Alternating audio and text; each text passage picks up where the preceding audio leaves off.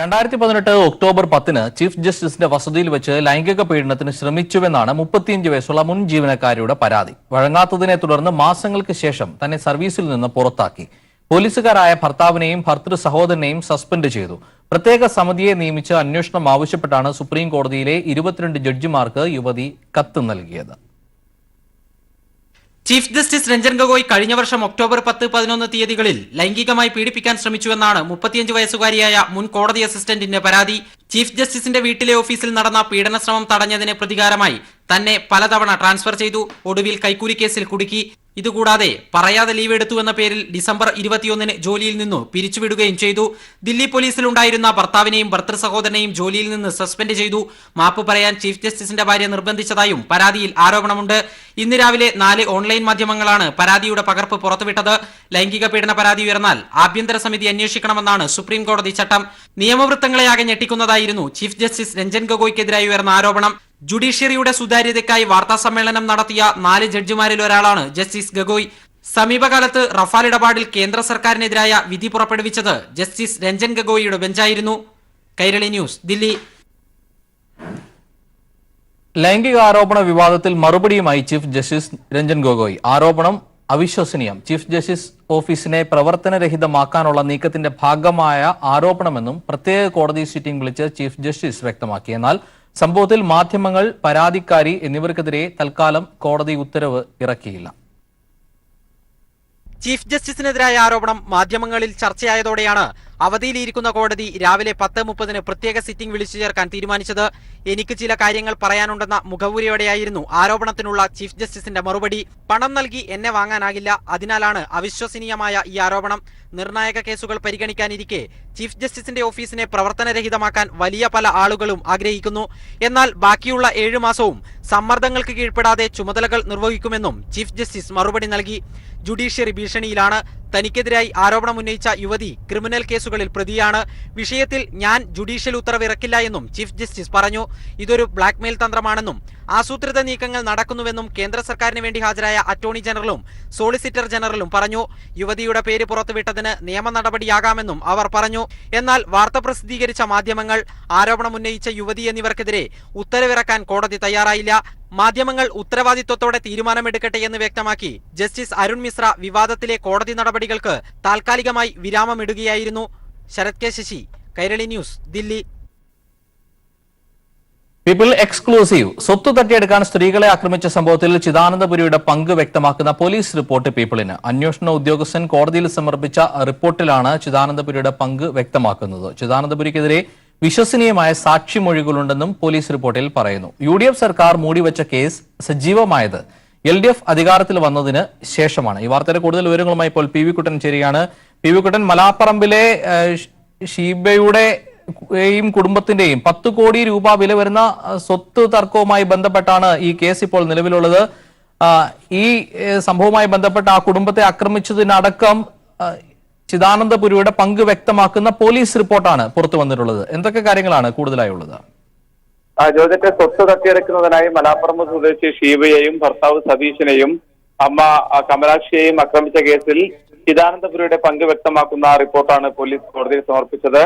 കോഴിക്കോട്ട് judicial 1ാം class magistrate കോടതി 4-ലാണ് അന്നത്തെ അന്വേഷണ ഉദ്യോഗസ്ഥനായ ക്രൈംബ്രാഞ്ച് അസിസ്റ്റന്റ് കമ്മീഷണർ റിപ്പോർട്ട് നൽകിയത്. റിപ്പോർട്ടിന്റെ പകർപ്പ് പീപ്പിൾ പുറത്തുവിട്ടു. 2015 ഒക്ടോബർ 16 ഉച്ചയ്ക്ക് ശേഷമാണ് ചിദാനന്ദപുരി സ്വാമി ഷീബയുടെ വീട്ടിൽ വന്ന് ഭീഷണിപ്പെടുത്തിയെന്ന് സാക്ഷിമൊഴിയിൽ പറയുന്നതായി റിപ്പോർട്ടിലുണ്ട്. ഇതിനെ സാധൂകരിക്കുന്ന മറ്റ് സാക്ഷികളുടെ മൊഴികളെ പറ്റിയും റിപ്പോർട്ടിൽ വിശദമായി പരാമർശിക്കുന്നു.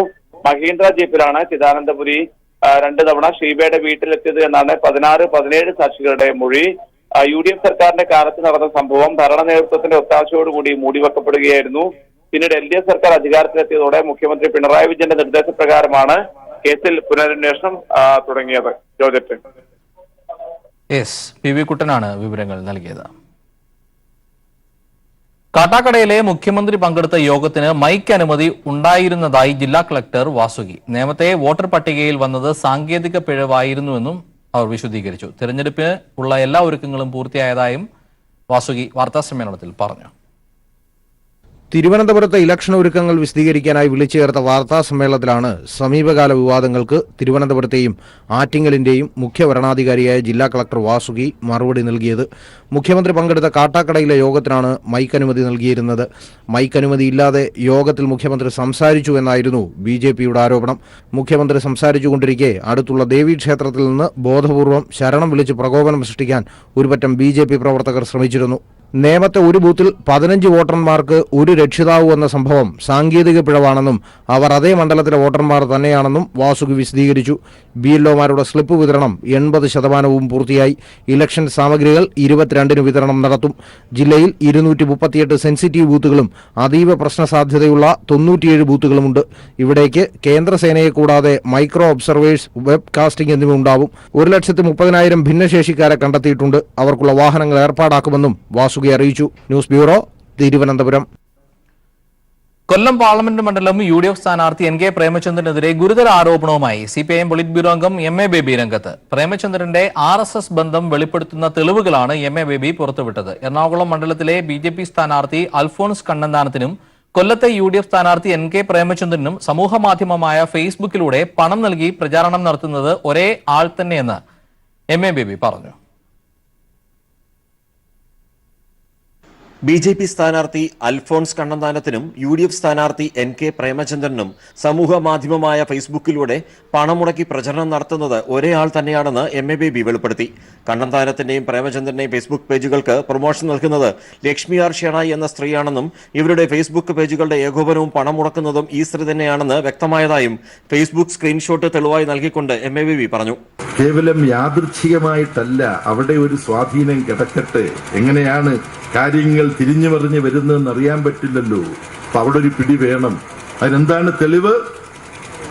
കേരളത്തിലെ BJPയുടെ ലോക്സഭാ സ്ഥാനാർത്ഥിയായ കേന്ദ്രമന്ത്രി അൽഫോൺസ് കണ്ണന്താനത്തിന്റെ സാമൂഹ്യ മാധ്യമ പ്രവർത്തനങ്ങൾ സ്പോൺസർ ചെയ്തിട്ടുള്ള അൽഫോൺസ് കണ്ണന്താനത്തിന്റെ സാമൂഹ്യ മാധ്യമ പ്രവർത്തനങ്ങളെല്ലാം ഏകോപിപ്പിക്കുകയും അതിനെ ഫണ്ട് ചെയ്യുകയും ചെയ്യുന്ന ലക്ഷ്മി ആർ ഷേണോയ് തന്നെയാണ് കൊല്ലത്തെ UDF സ്ഥാനാർത്ഥി NK പ്രേമചന്ദ്രന്റെ സാമൂഹ്യ മാധ്യമങ്ങളുടെ ഏകോപനവും ഫണ്ടിങ്ങും നടത്തിക്കൊണ്ടിരിക്കുന്നത്. അതിന്റെ തെളിവാണ് ഒരു സുഹൃത്ത് എനിക്ക് അയച്ചു തന്നപ്പോൾ വെളിപ്പെട്ടത്.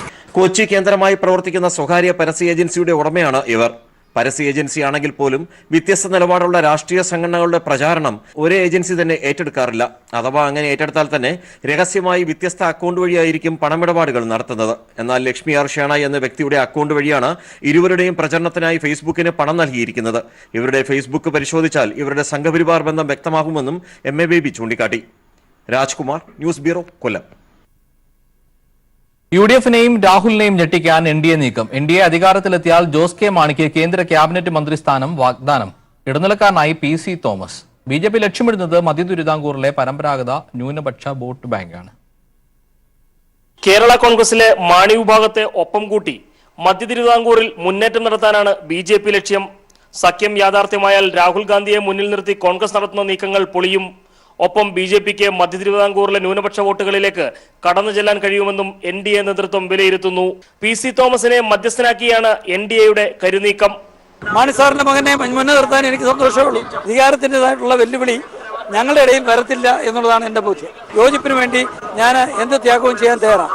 മാണി സാറിന്റെ ആ രീതിയിലുള്ള അഭിലാഷം പൂർത്തീകരിക്കുവാനായിട്ട് അല്ലെങ്കിൽ കുറച്ചുകൂടി പ്രായോഗികമാക്കാനായിട്ട് അതായിരിക്കും നല്ലത്.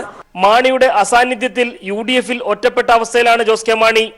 പാർട്ടി ചെയർമാൻ സ്ഥാനത്തെ ചൊല്ലി ഉണ്ടാവാനിടയുള്ള തർക്കങ്ങളും PJ ജോസഫിന് സഭാ നേതൃത്വത്തിൽ നിന്നുള്ള പിന്തുണയും ജോസ് കെ മാണിയെ അസ്വസ്ഥനാക്കുകയാണ്. KM മാണിയുടെ അസാന്നിധ്യത്തിൽ UDFൽ PJ ജോസഫിന് പ്രമുഖ സ്ഥാനം നൽകുമ്പോൾ അധികാരമില്ലാതെ പിടിച്ചു നിൽക്കാനാവില്ലെന്ന തിരിച്ചറിവ് ജോസ് കെ മാണിക്കുണ്ട്. അത് മുതലെടുക്കാനാണ് NDA നീക്കം. TP Prashanth, Kairali news, Kottayam. സ്വയം തൊഴിൽ വായ്പാ തുക വകമാറ്റി ഇടുക്കിയിലെ UDF സ്ഥാനാർത്ഥി ഡീൻ കുര്യാക്കോസ്. സംസ്ഥാന ന്യൂനപക്ഷ ധനകാര്യ വികസന കോർപ്പറേഷനിൽ നിന്നും എടുത്തത് 5 ലക്ഷം രൂപയുടെ സ്വയം തൊഴിൽ വായ്പ. 2015-ൽ UDF സർക്കാരിന്റെ കാലത്താണ് പ്രൊജക്ട് റിപ്പോർട്ട് പോലും നൽകാതെ പൗൾട്രി ഫാമിനായി വായ്പ അനുവദിച്ചത്. എന്നാൽ ഫാമിനായി ഉപയോഗിക്കാതെ തുക വകമാറ്റിയെന്ന് ധനകാര്യ വകുപ്പിന്റെ പരിശോധനയിൽ കണ്ടെത്തി. 2015 ജനുവരിയിലാണ് സംസ്ഥാന ന്യൂനപക്ഷ ധനകാര്യ വികസന കോർപ്പറേഷന്റെ എറണാകുളം റീജിയണൽ ഓഫീസിൽ നിന്നും ഡീൻ കുര്യാക്കോസ് പൌൾട്രി ഫാമിനായി സ്വയം തൊഴിൽ വായ്പ എടുക്കുന്നത്. പ്രോജക്ട് റിപ്പോർട്ട് പോലും ലഭ്യമാക്കാതെ ആദ്യ ഗഡുവായ 2.5 ലക്ഷം രൂപ ഡീൻ 2015 മെയ്യിൽ നേടി. UDF സർക്കാരിന്റെ കാലത്ത് ഉദ്യോഗസ്ഥരുടെ ഒത്താശയോടുകൂടിയായിരുന്നു വായ്പ നേടിയത് എന്നത് തുടർ നടപടികൾ തെളിയിക്കുന്നു. സുഹൃത്തായ ബെന്നി ടി മാത്യുവിന്റെ ഉടമസ്ഥതയിലുള്ള പൌൾട്രി ഫാമിന്റെ പേരിലായിരുന്നു വായ്പ. ഫാമിന്റെ അടിസ്ഥാന സൌകര്യങ്ങൾ പരിശോധിച്ച ശേഷമാണ് 2ാം ഗഡു സാധാരണഗതിയിൽ അനുവദിക്കാറ്. എന്നാൽ അതൊന്നും പരിശോധിക്കാതെ കേവലം 4 ദിവസത്തിനകം 2ാം ഗഡുവായ 2.5 ലക്ഷം രൂപയും അനുവദിച്ചു. 2014 ഫാമിന് ലൈസൻസ് നേടിയെങ്കിലും 2016 മാർച്ച് 31 ശേഷം ഇത് പുതുക്കിയിട്ടില്ല. ഫാമിന് വേണ്ടിയുള്ള കെട്ടിട നിർമ്മാണത്തിനായി പോലും തുക ഉപയോഗിക്കാതെ ഡീൻ കുര്യാക്കോസ് വകമാറ്റിയതായാണ് ധനകാര്യ വകുപ്പ് പരിശോധനയിൽ കണ്ടെത്തിയത്. ഈ സാഹചര്യത്തിലാണ് ലോക്സഭാ തെരഞ്ഞെടുപ്പ് പ്രഖ്യാപിച്ചതും യൂത്ത് കോൺഗ്രസ് സംസ്ഥാന പ്രസിഡന്റ് കൂടിയായ ഡീൻ കുര്യാക്കോസ് ഇടുക്കിയിൽ സ്ഥാനാർത്ഥിയാകുന്നതും. കുറഞ്ഞ പലിശയായ 6% സ്വയം തൊഴിൽ വായ്പയായി എടുത്ത തുക വകമാറ്റിയത് തെരഞ്ഞെടുപ്പിൽ തിരിച്ചടിയാകുമെന്ന് ഡീൻ തിരിച്ചറിഞ്ഞിരുന്നു. കാരണം നാമനിർദ്ദേശ പത്രികയ്ക്കൊപ്പം സമർപ്പിക്കുന്ന സത്യവാങ്മൂലത്തിൽ സ്വത്ത് വിവരവും ആസ്തി ബാധ്യതയും കാണിക്കണം. തുടർന്ന് വായ്പയെടുത്ത 5 ലക്ഷം രൂപയും ഒറ്റത്തവണയായി നാമനിർദ്ദേശ പത്രികാ സമർപ്പണത്തിന് മുന്നോടിയായി ഡീൻ തിരിച്ചടച്ചു. S Sheeja, Kairali news, Thiruvananthapuram. കേരളത്തിൽ ആം ആദ്മി പാർട്ടി CPIM-നെ പിന്തുണയ്ക്കും. ദേശീയ സമിതി അംഗമായിരുന്ന CR നീലകണ്ഠനെ ആം ആദ്മിയിൽ നിന്ന് പുറത്താക്കിയെന്നും വാർത്തകൾ വരുന്നു. ഇപ്പോൾ നേതാക്കൾ മാധ്യമങ്ങളെ കാണുകയാണ്. ദൃശ്യങ്ങളിലേക്ക്. We from day one had pointed out this is not possible. CPIM-ന് കേരളത്തിൽ പിന്തുണ പ്രഖ്യാപിച്ച് ആം ആദ്മി പാർട്ടി ദേശീയ നേതാക്കളാണ് തീരുമാനത്തിലെത്തിയത്. അതേസമയം കേരളത്തിന്റെ ചുമതലയിലുണ്ടായിരുന്ന CR നീലകണ്ഠനെ പാർട്ടിയുടെ പ്രാഥമിക അംഗത്വത്തിൽ നിന്ന് പുറത്താക്കിയിരിക്കുന്നു. ദേശീയ നേതാക്കളുമായി ആലോചിക്കാതെ UDF-ന് പിന്തുണ പ്രഖ്യാപിച്ചു എന്ന ആരോപണത്തെ തുടർന്നാണ് CR നീലകണ്ഠനെ തീരുമാനിച്ചത്. പകരം കേരളത്തിന്റെ ചുമതല PT തുഫൈലിന് നൽകിയും കേന്ദ്ര നേതാക്കൾ ആം ആദ്മി പാർട്ടിയുടെ തീരുമാനം വന്നിരിക്കുന്നു എന്നുള്ള ഏറ്റവും പുതിയ വാർത്തയാണ് ഇപ്പോൾ പ്രേക്ഷകരുമായി പങ്കുവെക്കാനുള്ളത്. എന്തായാലും ആം ആദ്മി പാർട്ടി ഇക്കുറി കേരളത്തിൽ CPIM-നാണ് പിന്തുണ പ്രഖ്യാപിച്ചിരിക്കുന്നത്. മറ്റു വാർത്തകളിലേക്ക്. വോട്ട് മറിക്കൽ ആരോപണ വിവാദത്തിൽ കൊല്ലത്തെ BJP-യിൽ പ്രതിസന്ധി രൂക്ഷം. വിഷയം ചർച്ച ചെയ്യാൻ വിളിച്ച BJP-യുടെ തെരഞ്ഞെടുപ്പ് കമ്മിറ്റി യോഗം ഭൂരിഭാഗം നേതാക്കളും ബഹിഷ്കരിച്ചു. അതേസമയം വോട്ട് കച്ചവടത്തിൽ പ്രതിരോധത്തിലായ BJP-യും UDF-ഉം ഉന്നയിച്ച വിശദീകരണത്തിലും സാമ്യം. തെരഞ്ഞെടുപ്പ് പ്രചരണം ആരംഭിച്ചപ്പോൾ തന്നെ ഇടതുമുന്നണി ഉന്നയിച്ച സംഘിബന്ധം നേരാണെന്നതിന്റെ തെളിവുകളാണ് ഇപ്പോൾ പുറത്തു വന്നുകൊണ്ടിരിക്കുന്നതെന്ന് തോമസ് ഐസക് പറഞ്ഞു. പ്രേമേന്ദ്രൻ ഇവിടെ BJP-യിൽ ഒരു വിഭാഗവുമായിട്ട് കുറച്ചധികം നാളായി ചെയ്തുകൊണ്ടിരുന്ന രഹസ്യ ഇടപാടിന്റെ അവസാനത്തിൽ വോട്ട് പിടിക്കാനല്ല വോട്ട് മറിക്കാൻ പറ്റുന്ന ഒരു സ്ഥാനാർത്ഥിയെ ഇവിടത്തേക്ക് BJP നേതാക്കളുടെ തലയുടെ മുകളിൽ കൂടി ഇവിടെ വെട്ടിയേൽപ്പിക്കുകയാണ് ചെയ്തത്. ഇതിന്റെ തെളിവുകൾ, ഇങ്ങനൊരു രഹസ്യ ഇടപാടുണ്ട് എന്നുള്ള തെളിവുകൾ ഞങ്ങൾ പലവട്ടം പത്രസമ്മേളനങ്ങളിലും മറ്റ് പ്രസംഗങ്ങളിലും എല്ലാം വെളിവാക്കിയിട്ടുള്ളതാണ്. എന്നാൽ BJP വോട്ട് മറിക്കുന്നുവെന്ന ആരോപണം ഉന്നയിച്ച BJP നേതാക്കളെക്കുറിച്ച് BJP പറയേണ്ട കാര്യങ്ങൾ UDF പറഞ്ഞത് ദുരൂഹത സൃഷ്ടിച്ചു. അസോസിയേഷൻ തെരഞ്ഞെടുപ്പിൽ സജീവമായി നിന്ന 2 വ്യക്തികളാണ്. ഇവരെ ഇപ്പൊ കണ്ടുപിടിച്ചുകൊണ്ട് പ്രത്യേകിച്ച് ഷാനവാസ് വക്കീലിന്റെ ജൂനിയറും ഇവർക്ക് ഞാൻ മനസ്സിലാക്കുന്നത് ആ BJP-യിൽ എവിടെയെങ്കിലും ഉണ്ടോ ഇല്ലയോ നമ്മളെ പറയുന്നത്. പക്ഷെ ഞങ്ങൾ അന്വേഷണത്തോളം യാതൊരു ഭാരവാഹിത്വം പോലും ഇല്ല. പിന്നെ അവർക്ക് എങ്ങനെയാണ് BJP-യുടെ ഔദ്യോഗിക രഹസ്യങ്ങൾ അറിയാൻ സാധിക്കുന്നത്? ഇത് CPM-നെ സംബന്ധിച്ചിടത്തോളം അവരുടെ ഏറ്റവും വൃത്തി ഇലപൊഴിഞ്ഞ ശിശിരം പോലെയാണ് ആരോപണം ഉന്നയിച്ച BJP നേതാക്കളെന്ന് BJP സ്ഥാനാർത്ഥി KV സാബു പറഞ്ഞു. ഇത് വർക്ക് ബൂസ്റ്റ് ചെയ്യാൻ വേണ്ടി ആരോ എന്തോ പ്രോഗ്രാം അറേഞ്ച് ഞാൻ കണ്ടത് ഏഷ്യാനെറ്റിൽ തന്നെ കണ്ട വാർത്ത. ഞാൻ ആ 2 പേരെ അറിയില്ല. കാരണം അവർ എനിക്ക് തോന്നുന്നു 3-4 കൊല്ലം മുമ്പ് പാർട്ടിയിൽ ഉണ്ടായിരുന്ന ആളാണ്. അവര് ഈ ഇല കൊഴിഞ്ഞു പോകുന്ന പോലെ പ്രവർത്തനരഹിതമായി അവർ കൊഴിഞ്ഞു പോയ ആളുകളാണ്. ആക്ഷേപം ഉന്നയിച്ചവർ പാർട്ടി പ്രവർത്തകരാണെന്നും അവരുടെ പരാതി പരിശോധിക്കുമെന്നും BJP ജില്ലാ നേതൃത്വം വ്യക്തമാക്കി. കൈരളി ന്യൂസ്, കൊല്ലം. ആം ആദ്മി പാർട്ടി കേരളത്തിൽ CPIM-ന് പിന്തുണ പ്രഖ്യാപിച്ചിരിക്കുന്നു. UDF-ന് പിന്തുണ പ്രഖ്യാപിച്ച കേരളത്തിലെ ആം ആദ്മിയുടെ കൺവീനർ ആയിരുന്ന CR നീലകണ്ഠനെ ദേശീയ നേതൃത്വം പുറത്താക്കിയെന്നും ഈ വാർത്തയുടെ കൂടുതൽ വിവരങ്ങളുമായി ദില്ലിയിൽ നിന്ന് വിഷ്ണു ഇപ്പോൾ ചേരുകയാണ്. വിഷ്ണു, ആം ആദ്മി കേരള ഘടകത്തിൽ ഒരു പൊട്ടിത്തെറി ഉണ്ടായിരിക്കുന്നു. CR നീലകണ്ഠന്റെ അനുകൂലിക്കുന്ന ഒരു വിഭാഗം UDF-ന് പിന്തുണ പ്രഖ്യാപിച്ചു. അത് ദേശീയ നേതൃത്വത്തോട് ആലോചിക്കാതെയാണ് എന്ന പരാതി കൂടി വന്ന സാഹചര്യത്തിലാണ് അദ്ദേഹത്തെ പുറത്താക്കുകയും ഇപ്പോൾ CPIM-ന് പിന്തുണ പ്രഖ്യാപിക്കുകയും ചെയ്തത്. എന്താണ് കൂട്ടിച്ചേർക്കാനുള്ള വിവരങ്ങൾ? ജോർജറ്റ്, ആം ആദ്മിയും കോൺഗ്രസും തമ്മിലൊരു അലയൻസിന് ഡൽഹിയിൽ അടക്കമുള്ള സംസ്ഥാനങ്ങളിൽ അലയൻസിൽ ആദ്യം സഖ്യമായ ഒരു ധാരണ ഉണ്ടായിരുന്നെങ്കിലും അതിൽ വിള്ളൽ വീണിരുന്നു. ഇവിടെ ഈ കോൺഗ്രസുമായി അലയൻസ് ഒരു സഖ്യം ഉണ്ടാക്കണ്ട എന്നൊരു തീരുമാനം ആം ആദ്മിയുടെ ഭാഗത്തു നിന്നും വരുന്ന ഒരു സമയത്താണ് കേരളത്തിൽ ആം ആദ്മി UDF-ന് പിന്തുണ നൽകുമെന്ന തരത്തിൽ പിന്തുണ നൽകിക്കൊണ്ട് കേരളത്തിന്റെ ആം ആദ്മിയുടെ കൺവീനറായിട്ടുള്ള CR നീലകണ്ഠൻ ഒരു വാർത്താ സമ്മേളനം നടത്തിയത്. എന്നാൽ അതിൽ ആം ആദ്മിയുടെ ദേശീയ നേതൃത്വത്തിന് കടുത്ത അതൃപ്തിയും ഉണ്ടായിരുന്നു. അതിനെ തുടർന്നാണ് എത്രയും പെട്ടെന്ന് 2 മണിക്കൂറിനകം CR നീലകണ്ഠൻ ഇതിന് വിശദീകരണം നൽകണം എന്ന് കാണിച്ച് നോട്ടീസ് നൽകിയിരുന്നു. ആ ഒരു വിശദീകരണം ആം ആദ്മി പാർട്ടി ഈ ദേശീയ നേതൃത്വം പറയുന്നത് CR നീലകണ്ഠൻ നൽകിയ വിശദീകരണം ഒരു തരത്തിലും തൃപ്തികരമല്ല. അതുകൊണ്ട് തന്നെ CR നീലകണ്ഠനെ താൽക്കാലികമായി എല്ലാ ചുമതലകളിൽ നിന്നും പാർട്ടി ചുമതലകളിൽ നിന്നും സസ്പെൻഡ് ചെയ്യുന്നു എന്ന് പറഞ്ഞിരിക്കുന്നു. അതോടൊപ്പം തന്നെ CR നീലകണ്ഠൻ UDF-ന് പിന്തുണ പ്രഖ്യാപിച്ച നടപടി ഒട്ടും ശരിയല്ല, അത് തെറ്റായിട്ടുള്ള ഒരു നടപടിയാണ്. ആം ആദ്മിയുടെ പൂർണ്ണമായിട്ടുള്ള പിന്തുണയും കേരളത്തിൽ LDF-നാണ്. LDF 20 മണ്ഡലങ്ങളിലും LDF-ന് പൂർണ്ണ പിന്തുണ നൽകുന്നുവെന്നും ഇപ്പോൾ ആം ആദ്മി വ്യക്തമാക്കിയിരിക്കുന്നു. ജോർജറ്റ്, അതായത് കേരളത്തിൽ ആം ആദ്മി നിർജീവമായ ഒരു അവസ്ഥയിലായിരുന്നു. പലപ്പോഴും അത് പൊട്ടിത്തെറിയുടെ ഭിന്നതയുടെ വക്കിലായിരുന്നു. CR നീലകണ്ഠൻ ഏകപക്ഷീയമായി തീരുമാനങ്ങൾ എടുക്കുന്നു എന്നും ആരോപണങ്ങളൊക്കെ ഉണ്ടായിരുന്നു. ഇതിന്റെ കൂടി സാധൂകരണമാണ്. അരവിന്ദ് കെജ്രിവാളിനോടോ ദേശീയ രാഷ്ട്രീയകാര്യ സമിതിയോടോ പോലും ആലോചിക്കാതെയാണ് CR നീലകണ്ഠൻ UDF-ന് പിന്തുണ പ്രഖ്യാപിച്ചത്. ഇതിനെതിരെയാണ് പരാതി ഉണ്ടായതും ഇപ്പോൾ ദേശീയ നേതൃത്വം നടപടി എടുത്തതും എന്നാണോ? തീർച്ചയായും ജോർജറ്റ്, CR നീലകണ്ഠൻ ആം ആദ്മിയുടെ പാർട്ടിയുടെ കാര്യങ്ങൾ CR നീലകണ്ഠൻ കേരളത്തിൽ ഒറ്റയ്ക്കെടുക്കുന്ന ഒരു സാഹചര്യത്തിലേക്ക് നീങ്ങിയ ഘട്ടത്തിലാണ് കടുത്ത നടപടിയുമായി ഇപ്പോൾ ദേശീയ നേതൃത്വം തന്നെ രംഗത്ത് വന്നിരിക്കുന്നത്. ഇതിൽ ഏറ്റവും പ്രധാനപ്പെട്ട വിഷയം എന്ന് പറയുന്നത് നമ്മൾ നേരത്തെ ചൂണ്ടിക്കാട്ടിയതുപോലെ തന്നെ ആം ആദ്മിയും കോൺഗ്രസും തമ്മിൽ സഖ്യത്തിലാകണമെന്ന് ആദ്യം ഒരു ധാരണയുണ്ടായിരുന്നു. അതായത് ദില്ലി ഹരിയാന തുടങ്ങിയ സംസ്ഥാനങ്ങളിൽ ഒരു സഖ്യമാകാമെന്നുള്ള ഒരു ധാരണയുണ്ടായിരുന്നു. എന്നാൽ കോൺഗ്രസിന്റെ ചില പിടിവാശികൾ കാരണം ആം ആദ്മി പാർട്ടി ആ സഖ്യ സാധ്യതകളിൽ നിന്നും പിൻവാങ്ങുന്ന ഒരു സാഹചര്യം ഉണ്ടായിരുന്നു. ഇതിനെ തുടർന്ന് ആണ് ഒരു സംസ്ഥാനങ്ങളിലും UDF-ന് ഒരു തരത്തിലുള്ള പിന്തുണയും നൽകേണ്ടതില്ല എന്നൊരു തീരുമാനത്തിലേക്ക് ആം ആദ്മി ചെന്നെത്തിയത്.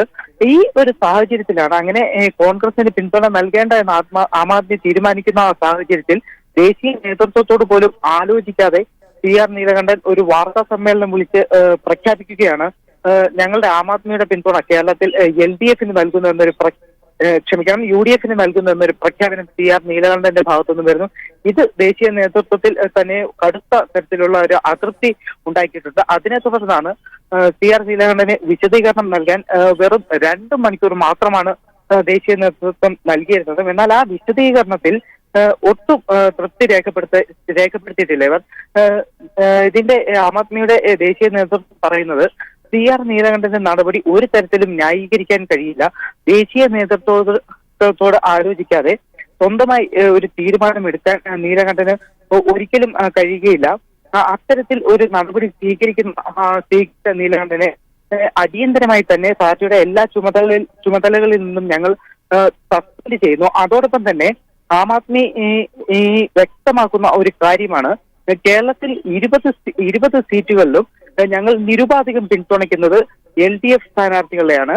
അത് അങ്ങനെ ഇപ്പോൾ കാര്യങ്ങളെല്ലാം തന്നെ ആം ആദ്മി ഇപ്പോൾ വ്യക്തമാക്കിയിരിക്കുകയാണ്. ജോർജ്, അതായത് CR നീലകണ്ഠന്റെ ഏകപക്ഷീയമായ തീരുമാനത്തിൽ അതൃപ്തി രേഖപ്പെടുത്തി അദ്ദേഹത്തെ പാർട്ടി പ്രാഥമിക അംഗത്വത്തിൽ നിന്ന് പോലും പുറത്താക്കിയിരിക്കുന്നു. പക്ഷേ അതിനപ്പുറത്തേക്ക് കോൺഗ്രസുമായി ആം ആദ്മി ഒരു സഖ്യ സാധ്യതകൾ പല സംസ്ഥാനങ്ങളിലും ആരാഞ്ഞിരുന്നു. ദില്ലിയിലും പഞ്ചാബിലും ഹരിയാനയിലും അടക്കം നാമനിർദ്ദേശ പത്രിക ദില്ലിയിൽ നൽകുന്നതിൽ വരെ അവർ അല്പം സമയം ദീർഘിപ്പിക്കുകയും ചെയ്തു. സ്ഥാനാർത്ഥികളുടെ നാമനിർദ്ദേശ പത്രിക കൊടുക്കാൻ കോൺഗ്രസിന്റെ തീരുമാനം കൂടി അറിഞ്ഞ ശേഷം നൽകാമെന്നുള്ള തരത്തിൽ.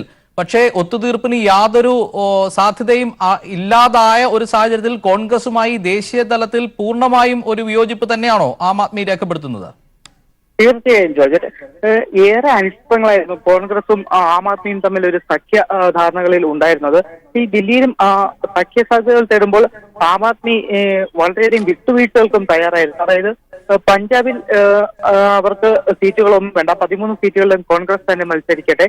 അതേസമയം ഹരിയാനയിൽ അവർക്ക് 4 സീറ്റുകൾ വേണമെന്നൊരു ആവശ്യം അവർ മുന്നോട്ട് വെച്ചിരുന്നു. പക്ഷേ ഈ ആവശ്യങ്ങളോട് യോജിക്കാൻ കോൺഗ്രസ് തയ്യാറായിരുന്നില്ല. കോൺഗ്രസ് ആം ആദ്മി മുന്നോട്ട് വെച്ച എല്ലാ ആവശ്യങ്ങളോടും മുഖം തിരിക്കുന്ന ഒരു സമീപനമാണ് സ്വീകരിച്ചിരുന്നത്. അതോടൊപ്പം തന്നെ കോൺഗ്രസ് ഈ സഖ്യസാധ്യതകളെ കുറിച്ച് കോൺഗ്രസിനോട് ചോദിക്കുമ്പോൾ അവരുടെ ഭാഗത്തു നിന്നും വ്യക്ത മറുപടി ആം ആദ്മി പാർട്ടി അവരുടെ പിടിവാശി കളയാൻ തയ്യാറാകണം, ഉപാധികളിൽ അയവ് വരുത്താൻ തയ്യാറാകണം എന്നുള്ള ഒരു നിലപാട് കോൺഗ്രസിന്റെ ഭാഗത്തു നിന്നുണ്ട്. അങ്ങനെ ഒരു തരത്തിലും ആം ആദ്മിയും കോൺഗ്രസുമായി ഒരു സഖ്യത്തിലെത്താൻ കഴിയില്ല എന്നൊരു സാഹചര്യം എത്തിയപ്പോഴാണ് ആം ആദ്മി എല്ലാ സീറ്റുകളിലേക്കും സ്ഥാനാർത്ഥികളെ പ്രഖ്യാപിക്കുന്നതും ഹരിയാനയിൽ ജെ ജെ പി എന്ന പാർട്ടിയുമായി ഒരു സഖ്യം രൂപീകരിക്കുകയും അവരുടെ ആവശ്യങ്ങൾ അനുസരിച്ചിട്ട് നേരത്തെ കോൺഗ്രസിനോട് ആവശ്യപ്പെട്ട ആ സീറ്റുകളിലെല്ലാം തന്നെ ഹരിയാനയിൽ ആം ആദ്മി അവരുടെ സ്ഥാനാർത്ഥികളെ പ്രഖ്യാപിക്കുകയും ചെയ്ത ഒരു സാഹചര്യം ഉണ്ടായിരുന്നു.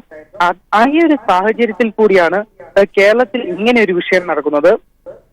കോൺഗ്രസുമായി ഒരു തരത്തിലുള്ള സഖ്യ സാധ്യതകൾക്കും എല്ലാ സാധ്യതകളും അടങ്ങിയ സമയത്ത് കേരളത്തിന്റെ ചുമതലയുള്ള CR നീലകണ്ഠൻ ദേശീയ നേതൃത്വത്തോട് പോലും ആലോചിക്കാതെ ഒരു പ്രഖ്യാപനം നടത്തുന്നു. അതുകൊണ്ട് തന്നെയാണ് ഇപ്പോൾ ഈ ഒരു സംയുക്ത വാർത്താ സമ്മേളനം ആം ആദ്മി ദേശീയ നേതൃത്വം നടത്തിയത്. ഈ CPM-ഉമായി ചേർന്ന് നടത്തിയ വാർത്താ സമ്മേളനത്തിലും ഇവർ ഇപ്പോൾ വ്യക്തമാക്കിയ കാര്യം കോൺഗ്രസുമായി ഒരു അലയൻസിന് ഇനി സാധ്യതയില്ല. കോൺഗ്രസിന്റെ ആ സാധ്യതകളെല്ലാം തന്നെ അവസാനിച്ചിരിക്കുന്നു. ഞങ്ങൾ കേരളത്തിലടക്കം LDF-ന് പൂർണ്ണ പിന്തുണ നൽകുന്നു. അതുപോലെ തന്നെ UDF-ന് പിന്തുണ പ്രഖ്യാപിച്ച CR നീലകണ്ഠൻ നടപടി അങ്ങേയറ്റം അപലപനീയമാണ്. അത് ഏറ്റവും തെറ്റാണ്. ആ നടപടിയെ ഞങ്ങൾ അപലപിക്കുന്നു. അതിന് ആ നടപടിയിൽ ഞങ്ങൾ നടപടിയെടുക്കും. CR നീലകണ്ഠന്റെ ആ ഒരു നിലപാടിൽ ഞങ്ങൾ നടപടിയെടുക്കുന്നു. അദ്ദേഹത്തെ സസ്പെൻഡ് ചെയ്യുന്നു. അതോടൊപ്പം തന്നെ കേരളത്തിൽ ഞങ്ങൾ LDF-ന് പൂർണ്ണ പിന്തുണ നൽകുന്നു. ഇത്രയും കാര്യങ്ങളാണ് ഇന്ന് ഇവർ വ്യക്തമാക്കിയത്. ഇതോടെ നമുക്ക് വ്യക്തമാകുന്ന കാര്യം ഒരു തരത്തിലും ഇനി ദേശീയ തലത്തിൽ പോലും കോൺഗ്രസുമായി ആം ആദ്മി ഒരു സഖ്യ രൂപീകരണത്തിലേക്ക് എത്തുകയില്ല എന്നുള്ള കാര്യമാണ് ജോർജറ്റ്. വ്യക്തമാണ്. എന്തായാലും കഴിഞ്ഞ ദിവസങ്ങളിൽ CPM-ന് നിരവധി രാഷ്ട്രീയ പാർട്ടികളും സമുദായ സംഘടനകളും ഒക്കെ പിന്തുണ പ്രഖ്യാപിച്ചു വന്നിരുന്നു. ഏറ്റവും ഒടുവിലായി ആം ആദ്മി പാർട്ടി കേരളത്തിൽ 20 സീറ്റുകളിലും CPIM-ന് LDF-ന് ഇടതുപക്ഷത്തിന് നിരുപാധിക പിന്തുണ പ്രഖ്യാപിച്ചിരിക്കുന്നു. ദേശീയ നേതൃത്വത്തിൽ നിന്ന് വിഭിന്നമായി UDF-ന് പിന്തുണ പ്രഖ്യാപിച്ച കേരളത്തിലെ ആം ആദ്മിയുടെ കൺവീനർ CR നീലകണ്ഠനെ പാർട്ടിയുടെ പ്രാഥമിക അംഗത്വത്തിൽ നിന്ന് പുറത്താക്കിയതായും ദേശീയ നേതൃത്വം അറിയിച്ചു. വിവരങ്ങളാണ് ദില്ലിയിൽ നിന്ന് വിഷ്ണു നൽകിയത്. ദൈവനാമം ഉച്ചരിച്ചാൽ കേരളത്തിൽ അറസ്റ്റ് എന്ന പ്രധാനമന്ത്രിയുടെ പ്രസ്താവന വസ്തുതകൾ മനസ്സിലാക്കാതെയെന്ന് CPI ദേശീയ സെക്രട്ടറി D രാജ. മൂന്നാംകിട പ്രചാരകരെ പോലെ ആണ് പ്രധാനമന്ത്രി സംസാരിക്കുന്നത് എന്നും അദ്ദേഹം കൈരളി ന്യൂസിനോട് പറഞ്ഞു. കേന്ദ്ര സർക്കാരിന്റെ നേട്ടങ്ങൾ പറയാനില്ലാത്തതിനാലാണ് അടിസ്ഥാനരഹിതമായ ആരോപണങ്ങൾ ഉന്നയിച്ച് ജനങ്ങളെ തെറ്റിദ്ധരിപ്പിക്കാൻ ശ്രമിക്കുന്നതെന്നും D രാജ ചൂണ്ടിക്കാട്ടി. This irresponsible statement coming from Prime Minister. Mr. Modi should understand, till now he is the Prime Minister of the country. He must speak as a Prime Minister with all responsibilities at his command. LDF മന്ത്രിസഭയിലെ അംഗങ്ങൾ അഴിമതിക്കാരാണെന്ന് എന്തടിസ്ഥാനത്തിലാണ് പ്രധാനമന്ത്രി ആരോപണം ഉന്നയിക്കുന്നതെന്ന് D രാജ ചോദിച്ചു. കേരള സർക്കാരിന്റെ പ്രവർത്തനങ്ങൾ വിലയിരുത്താൻ ഇവിടുത്തെ ജനങ്ങൾക്കറിയാം. മൂന്നാംകിട പ്രചാരകരെ പോലെ പ്രധാനമന്ത്രി പ്രസ്താവനകൾ ഇറക്കരുത്. പ്രധാനമന്ത്രി പദത്തിന്റെ ഉത്തരവാദിത്വം എന്തെന്ന് മനസ്സിലാക്കി പ്രവർത്തിക്കാൻ അദ്ദേഹം തയ്യാറാകണമെന്നും രാജ പറഞ്ഞു. ശബരിമല വിഷയത്തിൽ സുപ്രീം കോടതി വിധി മാനിക്കാൻ പ്രധാനമന്ത്രി തയ്യാറുണ്ടോ എന്നും അദ്ദേഹം ചോദിച്ചു. മതേതരത്വം സംരക്ഷിക്കാൻ കോൺഗ്രസ് ഇടപെടൽ നടത്തുന്നില്ല. BJP-യെ പരാജയപ്പെടുത്താനുള്ള പോരാട്ടത്തിൽ കോൺഗ്രസ് അധ്യക്ഷൻ LDF-നോട് മത്സരിക്കുമ്പോൾ രാജ്യത്തിന് എന്ത് സന്ദേശമാണ് നൽകുന്നതെന്നും അദ്ദേഹം ചോദിച്ചു. To contribute to strengthen the cause of secularism and pitting the national president of that party against left. What politics, what message the Congress party wants to convey to the entire nation. Kairali news, Thiruvananthapuram. മൂന്നാംഘട്ട തെരഞ്ഞെടുപ്പ് പരസ്യപ്രചാരണം അവസാനിക്കാൻ ഒരു ദിവസം ബാക്കി നിൽക്കെ പ്രചാരണം ശക്തമാക്കി പാർട്ടികൾ. കേരളം ഉൾപ്പെടെയുള്ള 13 സംസ്ഥാനങ്ങളിലും 2 കേന്ദ്രഭരണ പ്രദേശങ്ങളിലുമാണ് തെരഞ്ഞെടുപ്പ് നടക്കുന്നത്. മൂന്നാംഘട്ട തെരഞ്ഞെടുപ്പ് കഴിയുന്നതോടെ 17 സംസ്ഥാനങ്ങളിൽ തെരഞ്ഞെടുപ്പ് പ്രക്രിയകൾ പൂർത്തിയാകും. മൂന്നാം ഘട്ടം കഴിയുന്നതോടെ ലോക്സഭാ തെരഞ്ഞെടുപ്പ് പാതി പിന്നിടുന്നതിനാൽ ആവേശമേറിയ പ്രചാരണത്തിലേർപ്പെട്ടിരിക്കുകയാണ് രാഷ്ട്രീയ പാർട്ടികൾ. കേരളം ഉൾപ്പെടെയുള്ള 13 സംസ്ഥാനങ്ങളിലേക്കും 2 കേന്ദ്രഭരണ പ്രദേശങ്ങളിലേക്കുമായി 116 സീറ്റുകളിൽ തെരഞ്ഞെടുപ്പ് നടക്കും. കേരളത്തെ കൂടാതെ ഗുജറാത്ത്, ഗോവ എന്നീ സംസ്ഥാനങ്ങളിലും ഒറ്റഘട്ടത്തോടെ തെരഞ്ഞെടുപ്പ് പൂർത്തിയാകും. ഉത്തർപ്രദേശ് 10, അസം 4, ബംഗാൾ, ബീഹാർ 5, ഛത്തീസ്ഗഡ് 7, കർണാടക, മഹാരാഷ്ട്ര 14, ഒഡീഷ 6 എന്നിങ്ങനെയാണ് വിവിധ സംസ്ഥാനങ്ങളിൽ തെരഞ്ഞെടുപ്പ് നടക്കുന്ന സീറ്റുകളുടെ എണ്ണം. അക്രമ സംഭവങ്ങളെ തുടർന്ന് തെരഞ്ഞെടുപ്പ് മാറ്റിവെച്ച ത്രിപുര ഈസ്റ്റ് മണ്ഡലത്തിലെ വോട്ടെടുപ്പും 3ാം ഘട്ടത്തിനൊപ്പം നടക്കും. 17 സംസ്ഥാനങ്ങളിലെ 302 സീറ്റുകളിലെ തെരഞ്ഞെടുപ്പാണ് 3ാം ഘട്ടത്തോടെ പൂർത്തിയാവുക. കൈരളി ന്യൂസ്, ദില്ലി. നാളെ തെരഞ്ഞെടുപ്പിന് കൊട്ടിക്കലാശം. പ്രചരണത്തിന്റെ അന്ത്യനിമിഷം വരെ പരമാവധി വോട്ട് നേടി വിജയം കൈപ്പിടിയിൽ ഒതുക്കുക എന്ന ലക്ഷ്യത്തോടെയാണ് മുന്നണികളുടെ പ്രചാരണം. കേരളത്തിൽ പൊതുതെരഞ്ഞെടുപ്പിന്റെ ശബ്ദപ്രചരണത്തിന് നാളെ തിരശ്ശീല വീഴാനിരിക്കെ അവസാനഘട്ട കൂട്ടിക്കിഴിക്കലിലാണ് മുന്നണികൾ. പരമാവധി സീറ്റുകൾ നേടുക എന്നതിൽ കുറഞ്ഞ് മറ്റൊരു ലക്ഷ്യവും മുന്നണികൾക്കില്ല. ചുട്ടുപൊള്ളുന്ന നാളുകളിൽ നടത്തിയ പ്രചരണം പോളിംഗ് ബൂത്തിൽ പ്രതിഫലിപ്പിക്കുവാൻ എല്ലാ വിയർപ്പും അവസാന നിമിഷം വരെ ഒഴുക്കാൻ തയ്യാറായാണ് മുന്നണികളുടെ പ്രവർത്തനം. നാളെ കൊട്ടിക്കലാശത്തോടെ വോട്ടുറപ്പിക്കാൻ വീടുകൾ തോറും കയറി പ്രചരണത്തിനായി ഇത്തവണ മുന്നണികൾ പ്രത്യേക സജ്ജീകരണങ്ങളും ഒരുക്കിയിട്ടുണ്ട്. സ്ഥാനാർത്ഥികളെ ആദ്യം പ്രഖ്യാപിച്ച് പ്രചരണത്തിൽ വലിയ മുന്നേറ്റം നടത്തിയ LDF തികഞ്ഞ ആത്മവിശ്വാസത്തിലാണ്. കൊല്ലം ലോക്സഭാ മണ്ഡലത്തിൽ കോൺഗ്രസ് ബന്ധം ആരോപിച്ച് BJP നേതാക്കൾ തന്നെ രംഗത്തു വന്നത് UDF സ്ഥാനാർത്ഥി NK പ്രേമചന്ദ്രന് കനത്ത തിരിച്ചടിയാണ് അവസാന ഘട്ടത്തിൽ ഉണ്ടാക്കിയത്. ത്രികോണ മത്സരം നടക്കുന്ന തിരുവനന്തപുരത്ത് നാളിതുവരെയില്ലാത്ത ആത്മവിശ്വാസത്തിൽ LDF സ്ഥാനാർത്ഥിയും പ്രവർത്തകരും പ്രചരണത്തിൽ മുൻപോട്ടു പോകുമ്പോൾ UDF കേന്ദ്രത്തിൽ അർത്ഥഗർഭമായ മൗനമുണ്ടായത് പ്രവർത്തകരെയും ആശങ്കയിലാഴ്ത്തിയിട്ടുണ്ട്. രാഹുൽ ഗാന്ധിയുടെ സ്ഥാനാർത്ഥിത്വം കൊണ്ട് കാര്യമായ പ്രയോജനം മറ്റു മണ്ഡലങ്ങളിലെ UDF സ്ഥാനാർത്ഥികൾക്ക് ലഭിച്ചിട്ടില്ല എന്ന വിലയിരുത്തലാണ് UDFിനുള്ളത്. അങ്കച്ചൂടിന് അവസാനം കുറിച്ച് 23-ന് കേരളം പോളിംഗ് ബൂത്തിലേക്ക് എത്തിയാൽ പിന്നെ ഫലം പുറത്തുവരുന്നതുവരെ കണക്കുകൂട്ടലുകളിലാകും മുന്നണികളും സ്ഥാനാർത്ഥികളും. കൈരളി ന്യൂസ്, തിരുവനന്തപുരം. പ്രജ്ഞാ സിംഗിന്റെ വിവാദ പരാമർശത്തിൽ തെരഞ്ഞെടുപ്പ് കമ്മീഷൻ വിശദീകരണം തേടി. ഹേമന്ത് കർക്കറെ മുംബൈ ഭീകരാക്രമണത്തിൽ കൊല്ലപ്പെട്ടത് തന്റെ ശാപം മൂലമായിരുന്നു എന്നായിരുന്നു പ്രജ്ഞാ സിംഗിന്റെ വിവാദ പരാമർശം. ഇതിനെതിരെ പ്രതിഷേധവും ശക്തമാണ്. വ്യക്തിപരമായ അഭിപ്രായമാണെന്നും പാർട്ടിക്ക് യാതൊരു ബന്ധവുമില്ലെന്നും പറഞ്ഞ് മുഖം രക്ഷിക്കാനാണ് BJPയുടെ ശ്രമം. BJPയിൽ ചേർന്ന മലേഗാവ് സ്ഫോടനക്കേസിലെ മുഖ്യപ്രതിയായ പ്രജ്ഞാ സിംഗ് താക്കൂർ ഭോപ്പാലിൽ നിന്നാണ് മത്സരിക്കുന്നത്. സ്ഥാനാർത്ഥി പ്രഖ്യാപനം വന്നതിന് പിന്നാലെയാണ് പ്രജ്ഞാ സിംഗിന്റെ വിവാദ പരാമർശവും. ഹേമന്ത് കർക്കറെ മുംബൈ ഭീകരാക്രമണത്തിൽ കൊല്ലപ്പെട്ടത് തന്റെ ശാപം മൂലമാണ് എന്നായിരുന്നു പ്രജ്ഞാ സിംഗിന്റെ വിവാദ പരാമർശം. ഇതിനെതിരെ പ്രതിഷേധവും ശക്തമാണ്. പ്രജ്ഞാ സിംഗിനെതിരെ അന്വേഷണം വേണമെന്നും മോദി രാജ്യത്തോട് മാപ്പ് പറയണമെന്നും ആവശ്യപ്പെട്ട് കഴിഞ്ഞ ദിവസം കോൺഗ്രസും രംഗത്തെത്തിയിരുന്നു. വിവാദ പരാമർശത്തിനെതിരെ പ്രതിഷേധം ശക്തമായതോടെയാണ് വിഷയത്തിൽ ഇടപെടാൻ തെരഞ്ഞെടുപ്പ് കമ്മീഷൻ തീരുമാനിച്ചത്. പ്രസ്താവനയിൽ കമ്മീഷൻ വിശദീകരണം തേടി. മധ്യപ്രദേശ് തെരഞ്ഞെടുപ്പ് ഓഫീസർ പ്രജ്ഞാ സിംഗിന്റെ പ്രസ്താവന പരിശോധിച്ച് കേന്ദ്ര തെരഞ്ഞെടുപ്പ് കമ്മീഷന് റിപ്പോർട്ട് നൽകും. റിപ്പോർട്ട് ലഭിച്ച ശേഷം പ്രജ്ഞയ്ക്കെതിരെ എന്ത് നടപടി കൈക്കൊള്ളണമെന്ന് കമ്മീഷൻ തീരുമാനിക്കും. അതേസമയം വിവാദ പ്രസ്താവനയിൽ മാപ്പപേക്ഷയുമായി പ്രജ്ഞാ സിംഗും രംഗത്തെത്തിയിട്ടുണ്ട്. ദൈവം തന്നെ കൊണ്ട് പറയിപ്പിച്ചതാണെന്ന് പറഞ്ഞ പ്രജ്ഞ വാക്കുകൾ തിരിച്ചെടുക്കുന്നുവെന്നും മാപ്പ് പറയുന്നുവെന്നും പ്രതികരിച്ചു. അതേസമയം ഇത് വ്യക്തിപരമായ അഭിപ്രായമാണെന്നും പാർട്ടിക്ക് യാതൊരു ബന്ധവുമില്ലെന്ന് പറഞ്ഞ് മുഖം രക്ഷിക്കാനാണ് BJP ശ്രമം. കൈരളി ന്യൂസ്, ദില്ലി. വയനാട്ടിൽ ഇടതുപക്ഷം ചർച്ചയാക്കിയ കോൺഗ്രസ് ഭരണകാലത്തെ കാർഷിക പ്രതിസന്ധിയും കർഷക ആത്മഹത്യയും പ്രതിരോധിക്കാനാകാതെ UDF. 3000-ലധികം കർഷകർ വയനാട്ടിൽ മാത്രം 10 വർഷക്കാലത്തിനിടെ ആത്മഹത്യ ചെയ്തതും ആ നയം തിരുത്താത്തതും ചോദ്യം ചെയ്തായിരുന്നു LDFന്റെ പ്രചരണം. ഇക്കാര്യങ്ങൾ ഉയർത്തിക്കാട്ടി 10 ചോദ്യങ്ങളടങ്ങിയ ലഘുലേഖയും LDF പുറത്തിറക്കിയിരുന്നു. കോൺഗ്രസ് ഭരണകാലത്തെ കാർഷിക തകർച്ചയും കർഷക ആത്മഹത്യകളും മണ്ഡലത്തിൽ സജീവ ചർച്ചയായതോടെ ഏതുവിധം പ്രതിരോധിക്കണമെന്നറിയാതെ കുഴങ്ങുകയാണ് UDF. വയനാട്ടിൽ 1995-2007 കാലഘട്ടത്തിൽ ഏറ്റവും കൂടുതൽ പേർ ആത്മഹത്യ ചെയ്ത പുൽപ്പള്ളിയിൽ കർഷക പാർലമെന്റ് നടത്തിയിരുന്നു ഇടതു കർഷക സംഘടനകൾ. ഇവിടെ നടന്ന വമ്പിച്ച റാലിയിൽ ആയിരക്കണക്കിന് കർഷകർ പങ്കെടുക്കുകയും ചെയ്തു. കാർഷിക മേഖലയ്ക്കുണർവായി LDF സർക്കാർ നടപ്പാക്കുന്ന പദ്ധതികളും കാർഷിക കടാശ്വാസവുമെല്ലാം ഇടത് സംഘടനകൾ ചർച്ചയാക്കുമ്പോൾ രാഷ്ട്രീയ മറുപടിയില്ലാതെ പിൻവാങ്ങുകയാണ് UDF. ഇറക്കുമതി ചുങ്കം കുറച്ചതും സ്വാമിനാഥൻ കമ്മീഷൻ റിപ്പോർട്ട് നടപ്പാക്കാത്തതുമെല്ലാം ഇവിടെ ചർച്ചയാണ്. ഇപ്പോൾ 2017 ഈ തെരഞ്ഞെടുപ്പ് 17-ാം തെരഞ്ഞെടുപ്പിൽ പ്രകടന പത്രിക കോൺഗ്രസ് കൊണ്ടുവന്നിട്ടുണ്ട്. ആ പ്രകടന പത്രികയിലും ഈ MS സ്വാമിനാഥൻ കമ്മീഷൻ പറഞ്ഞ വില കൊടുക്കുക എന്ന് പറയുന്നതിനെ കുറിച്ച് മൗനം പാലിക്കുകയാണ്. അതായത് കർഷകർക്ക് വില കൊടുക്കാൻ വേണ്ടി ന്യായവില കൊടുക്കാൻ വേണ്ടി തയ്യാറാകുന്നില്ല. പകരം അവർ ന്യായ പദ്ധതി നടപ്പിലാക്കി 6000 രൂപ കൊടുക്കുമെന്ന് പറയുന്നു. ഇതൊരു ദാനം കൊടുക്കലാണ്. കർഷകന് ദാനമല്ല വേണ്ടത്, കർഷകന് വേണ്ടത് ന്യായവിലയാണ്. പ്രിയങ്ക ഗാന്ധി വയനാട്ടിലെത്തുമ്പോൾ പുൽപ്പള്ളിയിൽ കർഷക സംഗമം നടത്തി അതിൽ പങ്കെടുപ്പിക്കാനാണ് ഇതിനെ പ്രതിരോധിക്കാനായി കോൺഗ്രസ് നടത്തുന്ന നീക്കം. കാർഷിക വിഷയങ്ങൾ ഉൾപ്പെടെ 10 ചോദ്യങ്ങളുടെ ലഘുലേഖ ഇറക്കി UDF-നെ വെല്ലുവിളിച്ച LDF-ന് ഇതിനകം ജില്ലയിലെത്തിയ UDF നേതാക്കൾ പോലും മറുപടി പറഞ്ഞില്ല. കാർഷിക മേഖല വയനാടിന് താങ്ങും തണലുമായിരുന്ന കാലത്തുനിന്ന് കർഷക വിലാപങ്ങളുടെ നാടായി വയനാട് മാറിയത് മാത്രം ഓർത്താൽ മതി ചിത്രം വ്യത്യസ്തമാവാൻ. കേവലം വൈകാരികത കൊണ്ട് രാഹുൽ ഗാന്ധിക്ക് അത് മറികടക്കാനുമാവില്ല. വയനാട്ടിൽ നിന്നും RK ഫിറോഷിനൊപ്പം അനൂപ് ഖയാർ.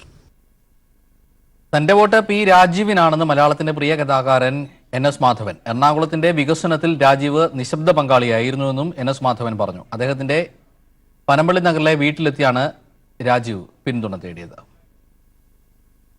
നിറഞ്ഞ ചിരിയോടെയാണ് വീടിന്റെ വാതിൽ തുറന്ന് NS മാധവൻ രാജീവിനെ സ്വീകരിച്ചത്. ദീർഘമായ യാത്രയ്ക്ക് ശേഷം തിരിച്ചെത്തിയ NS മാധവൻ വിശേഷങ്ങൾ രാജീവുമായി പങ്കുവച്ചു. തന്റെ വോട്ട് എറണാകുളത്തിന് വികസനം കൊണ്ടുവന്ന രാജീവിനാണെന്ന് NS മാധവൻ അറിയിച്ചു. മികച്ച രാജ്യസഭാംഗം എന്ന് രാജീവിനെ തനിക്ക് മുൻപ് അംഗീകരിച്ചത് അരുൺ ജെയ്റ്റ്ലിയാണെന്നും അദ്ദേഹം ഓർമ്മിപ്പിച്ചു. ഈ രാജീവ് ലോക്സഭയിൽ ഉണ്ടാവുമെന്ന് ഞാൻ പറയുന്നതിന് വളരെ മുമ്പ് തന്നെ പറഞ്ഞ ആളാണ് അരുൺ ജെയ്റ്റ്ലി. തീർച്ചയായിട്ടും അദ്ദേഹം ലോക്സഭയിൽ ഉണ്ടാകണം. എന്റെ വോട്ട് അദ്ദേഹത്തിനാണ്. മലയാളത്തിന്റെ പ്രിയ കഥാകാരനെ നേരിൽ കാണാനും പിന്തുണ അഭ്യർത്ഥിക്കാനും വെള്ളിയാഴ്ച വൈകിട്ടോടെയാണ് P രാജീവ് അദ്ദേഹത്തിന്റെ വീട്ടിലെത്തിയത്. നല്ലൊരു വായനക്കാരൻ കൂടിയായ രാജീവ് ഏറെ വിശേഷങ്ങൾ NS മാധവനുമായി ചർച്ച ചെയ്താണ് മടങ്ങിയത്. കൈരളി ന്യൂസ്, കൊച്ചി. പ്രചാരണം സമാപിക്കാൻ മണിക്കൂറുകൾ മാത്രം ബാക്കി നിൽക്കെ കാസർഗോഡ് ലോക്സഭാ മണ്ഡലത്തിൽ വീണ്ടും മുഖ്യമന്ത്രി എത്തി. പ്രധാനമന്ത്രിയുടെ പദവിക്ക് നിരക്കാത്ത വസ്തുതാവിരുദ്ധമായ ആരോപണങ്ങളാണ് LDF സർക്കാരിനെതിരെ നരേന്ദ്രമോദി ഉന്നയിച്ചതെന്നും ഇതൊന്നും കേരളത്തിന്റെ മണ്ണിൽ വിലപ്പോകില്ലെന്നും മുഖ്യമന്ത്രി പിണറായി വിജയൻ പറഞ്ഞു. തെരഞ്ഞെടുപ്പ് യോഗങ്ങളിൽ മുഖ്യമന്ത്രിയുടെ സാന്നിധ്യം LDF-ന്റെ ആത്മവിശ്വാസം മണ്ഡലത്തിൽ വീണ്ടും ഉയർത്തുന്നതായി. ലോക്സഭ തെരഞ്ഞെടുപ്പ് പ്രചാരണം തുടങ്ങിയ ശേഷം 2ാം വട്ടമാണ് മുഖ്യമന്ത്രി പിണറായി വിജയൻ കാസർഗോഡ് മണ്ഡലത്തിലെത്തുന്നത്. പ്രചാരണത്തിന് തുടക്കം കല്യാശ്ശേരി മണ്ഡലത്തിലെ പഴയങ്ങാടിയിലായിരുന്നു. ആവേശപൂർവ്വം ആയിരങ്ങളാണ് മുഖ്യമന്ത്രിയെ പഴയങ്ങാടിയിൽ വരവേറ്റത്.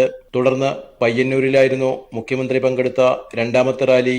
വൻ ജനാവലിയുടെ സാന്നിധ്യം ഇവിടെയും ശ്രദ്ധേയമായി. സമീപകാലത്തൊന്നും തെരഞ്ഞെടുപ്പ് പ്രചാരണ യോഗങ്ങളിൽ കാണാത്ത ജനക്കൂട്ടമാണ് കാസർകോട്ട് ദൃശ്യമായത്. പ്രത്യേകിച്ച് ന്യൂനപക്ഷ ജനവിഭാഗങ്ങളുടെ വലിയ പങ്കാളിത്തം. യോഗങ്ങളിൽ സാമാന്യം ദീർഘമായി തന്നെ പ്രസംഗിച്ച മുഖ്യമന്ത്രി പിണറായി വിജയൻ പ്രധാനമായി കേന്ദ്രീകരിച്ചത് പ്രധാനമന്ത്രി നരേന്ദ്രമോദിയുടെ LDF സർക്കാരിനെതിരെയുള്ള വസ്തുതകൾക്ക് നിരക്കാത്ത ആരോപണങ്ങൾക്ക് മറുപടി നൽകാനാണ്. പ്രളയം, ശബരിമല, അഴിമതി എന്നിവ സംബന്ധിച്ച് നരേന്ദ്രമോദി ഉന്നയിച്ച ആരോപണങ്ങൾ അദ്ദേഹത്തിന്റെ പദവിക്ക് നിരക്കാത്തതാണെന്ന് മുഖ്യമന്ത്രി ചൂണ്ടിക്കാട്ടി. പ്രളയക്കെടുതിയിൽ തകർന്ന കേരളത്തെ സഹായിക്കുന്നതിന് പകരം ദ്രോഹിക്കാനാണ് പ്രധാനമന്ത്രി ശ്രമിച്ചതെന്നും ഇത് അദ്ദേഹത്തിന്റെ സാഡിസ്റ്റ് മനോഭാവമാണ് പ്രകടമാക്കുന്നതെന്നും മുഖ്യമന്ത്രി പിണറായി വിജയൻ പറഞ്ഞു. കേരളത്തില് ദൈവത്തിന്റെ പേരുച്ചരിക്കുന്നവരെ അറസ്റ്റ് ചെയ്യുകയാണ്, കള്ളക്കേസിൽ കൊടുക്കുകയാണ് എന്ന് നരേന്ദ്രമോദി പറയുന്നിടത്തെത്തിച്ചത്. പക്ഷെ പ്രധാനമന്ത്രി പറയുമ്പോൾ ഇത് വസ്തുതകൾ പറയണമല്ലോ. കേരള സംസ്ഥാനത്ത് ദൈവത്തിന്റെ പേരുച്ചരിച്ചതിന് ഏതെങ്കിലും ആളെ കേസിൽപ്പെടുത്തിയിട്ടുണ്ടോ, അറസ്റ്റ് ചെയ്തിട്ടുണ്ടോ? നേരത്തെ തന്നെ കേരളത്തിന് പുറത്തു വെച്ച് ഇത്തരം ഒരു കാര്യം പറഞ്ഞപ്പോൾ അത് പച്ച നുണയാണ് എന്ന് ഒരു പ്രധാനമന്ത്രിയെക്കുറിച്ച് സാധാരണ നിരക്ക് പറയാത്ത രീതിയിൽ തന്നെ ഞാൻ പറഞ്ഞിരുന്നു. ഒരു കള്ളപ്രചാരണവും കേരളത്തിൽ വിലപ്പോകില്ലെന്ന് മുഖ്യമന്ത്രി പിണറായി വിജയൻ നരേന്ദ്രമോദിയെ ഓർമ്മിപ്പിച്ചു. വർഗീയതയോട് സന്ധി ചെയ്യുന്ന കോൺഗ്രസ് നിലപാടിനെയും പിണറായി വിജയൻ ശക്തമായി വിമർശിച്ചു. റവന്യൂ മന്ത്രി E ചന്ദ്രശേഖരൻ, മന്ത്രി രാമചന്ദ്രൻ കടന്നപ്പള്ളി, P കരുണാകരൻ MP, മണ്ഡലം LDF തെരഞ്ഞെടുപ്പ് committee secretary TV Rajesh MLA, LDF ഘടകകക്ഷി നേതാക്കൾ തുടങ്ങിയവരും വിവിധ യോഗങ്ങളിൽ പ്രസംഗിച്ചു. കൈരളി ന്യൂസ്, കാസർഗോഡ്. വാശിയേറിയ മത്സരം നടക്കുന്ന ഇടുക്കിയിൽ മികച്ച പ്രതീക്ഷയിലാണ് ഇടത് വലത് മുന്നണികൾ. ഇടത് സ്ഥാനാർത്ഥി പൊതുപര്യടനം പൂർത്തിയാക്കി പ്രധാന വ്യക്തികളെ സന്ദർശിക്കുമ്പോൾ അവസാനവട്ട പൊതുപര്യടനത്തിലാണ് UDF-ന്റെയും NDA-യുടെയും സ്ഥാനാർത്ഥികൾ. സ്ഥാനാർത്ഥി പ്രഖ്യാപനം നേരത്തെ ആയിരുന്നതിനാൽ പ്രചാരണത്തിന് കൂടുതൽ സമയം ലഭിച്ചു. ഹൈറേഞ്ച് സംരക്ഷണ സമിതി പിന്തുണയോടെ മത്സരിക്കുന്ന ഇടത് സ്ഥാനാർത്ഥി അഡ്വക്കേറ്റ് ജോയ്സ് ജോർജിന്. അതിനാൽ തന്നെ പൊതുപര്യടനം 17-ാം തീയതി പൂർത്തിയാക്കി പ്രധാന വ്യക്തികളെ കാണുന്ന തിരക്കിലാണ് സ്ഥാനാർത്ഥി. വികസനം മുൻനിർത്തി വോട്ട് ചോദിക്കുന്ന ജോയ്സിനെ കുപ്രചാരണങ്ങൾ കൊണ്ടും വ്യക്തിഹത്യ നടത്തിയുമാണ് വലതുപക്ഷം എതിരിടുന്നത്. വ്യക്തിഹത്യ, കോടതി വ്യവഹാരങ്ങൾ അത് വെച്ചിട്ട് വല്ലാതെ സമൂഹത്തിൽ മോശമാക്കാൻ ശ്രമിച്ചു. പക്ഷേ എന്നെ ഇടുക്കിക്കാർക്ക് അറിയാമല്ലോ, കഴിഞ്ഞ 5 വർഷക്കാലം ഞാൻ അവരുടെ മുമ്പിലാണ് എം പി എന്ന നിലയിൽ ഒരാക്ഷേപവും ആരും ഉന്നയിച്ചിട്ടില്ല. അപ്പോൾ ഈ തെരഞ്ഞെടുപ്പിനെ വീണ്ടും ഒരു വ്യക്തിഹത്യാ വേദിയാക്കി മാറ്റി എന്നെ മാത്രമോ എന്റെ കുടുംബാംഗങ്ങൾ, എന്റെ വീട്ടുകാർ എല്ലാവരെയും അപമാനിക്കുകയും ആക്ഷേപിക്കുകയും ഒക്കെ ചെയ്യുന്നൊരു സാഹചര്യം, ഇതൊക്കെ ഒരു നമ്മുടേതുപോലുള്ള ഒരു മച്ചുവേഡ് ജനാധിപത്യ സംവിധാനത്തിൽ പോഷണമല്ലല്ലോ. ഹൈറേഞ്ച് സംരക്ഷണ സമിതി ജനറൽ കൺവീനർ ഫാദർ സെബാസ്റ്റ്യൻ കൊച്ചുപുരക്കലിന്റെ പേരിൽ വ്യാജ പോസ്റ്റിട്ട കേസിൽ മുൻ ഇടുക്കി എം പി PT തോമസിന്റെ ബന്ധു ഉൾപ്പെടെ 2 കോൺഗ്രസ് പ്രവർത്തകർ കഴിഞ്ഞ ദിവസം അറസ്റ്റിലായിരുന്നു. അതിനിടെ സ്ഥാനാർത്ഥി പ്രഖ്യാപനം വൈകിയിരുന്നതിനാൽ UDF സ്ഥാനാർത്ഥി ഡീൻ കുര്യാക്കോസിനും NDA സ്ഥാനാർത്ഥി ബിജു കൃഷ്ണനും പൊതുപര്യടനം പൂർത്തിയാക്കാനായിട്ടില്ല. ഡീൻ ഉടുമ്പൻചോല അസംബ്ലി മണ്ഡലത്തിലും ബിജു കൃഷ്ണൻ ദേവികുളം മണ്ഡലത്തിലുമാണ് പര്യടനം നടത്തുന്നത്. പരസ്യപ്രചാരണത്തിന് മണിക്കൂറുകൾ മാത്രം ശേഷിക്കെ അവസാനപ്പെട്ട വോട്ടുറപ്പിക്കലിലാണ് സ്ഥാനാർത്ഥികളും മുന്നണികളും. ഇടുക്കിയിൽ നിന്ന് ദിലീപ് ഗോപിക്കൊപ്പം സമീർ വഴങ്ങോട്. മംഗലാപുരത്ത് നിന്ന് കൊച്ചിയിൽ ചികിത്സയ്ക്കെത്തിച്ച നവജാത ശിശുവിനെ വർഗീയമായി അധിക്ഷേപിച്ച കേസിൽ അറസ്റ്റിലായ RSS പ്രവർത്തകനെ റിമാൻഡ് ചെയ്തു. എറണാകുളം കടവൂർ സ്വദേശി ബിനിൽ സോമസുന്ദരത്തെയാണ് കഴിഞ്ഞ ദിവസം നെടുങ്കണ്ടത്ത് ഒളിവിൽ കഴിയവേ കൊച്ചി സെൻട്രൽ പോലീസ് അറസ്റ്റ് ചെയ്തത്. 16-ാം തീയതി കാസർഗോഡ് സ്വദേശികളായ ദമ്പതികളുടെ കുഞ്ഞിനെ അടിയന്തര ശസ്ത്രക്രിയയ്ക്കായി മംഗലാപുരത്തു നിന്നും കൊച്ചിയിലേക്ക് ആംബുലൻസിൽ കൊണ്ടുവരുന്നതിനിടെയാണ് ബിനിൽ സോമസുന്ദരം കുഞ്ഞിനെ വർഗീയമായി അധിക്ഷേപിച്ച് ഫേസ്ബുക്കിൽ പോസ്റ്റിട്ടത്. സമൂഹ മാധ്യമങ്ങളിൽ ഇയാളുടെ പോസ്റ്റ് ചർച്ചയായതോടെ അഭിഭാഷകനായ ശ്രീജിത്ത് പെരുമന പരാതിയുമായി DGPയെ സമീപിക്കുകയായിരുന്നു. നെടുങ്കണ്ടത്ത് ഒളിവിൽ കഴിയുകയായിരുന്ന ഇയാളെ DGPയുടെ നിർദ്ദേശപ്രകാരം പോലീസ് അറസ്റ്റ് ചെയ്ത് കോടതിയിൽ ഹാജരാക്കി. കോടതി 14 ദിവസത്തേക്ക് റിമാൻഡ് ചെയ്ത ബിനിൽ സോമസുന്ദരത്തെ എറണാകുളം സബ് ജയിലിലേക്ക് മാറ്റി.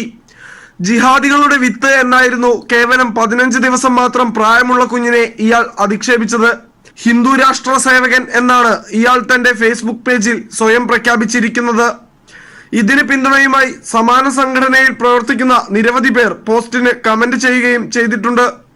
ഇയാൾക്കെതിരെ മതസ്പർദ്ധയുണ്ടാക്കിയതിനാണ് കൊച്ചി സെൻട്രൽ പോലീസ് കേസെടുത്തിരിക്കുന്നത്.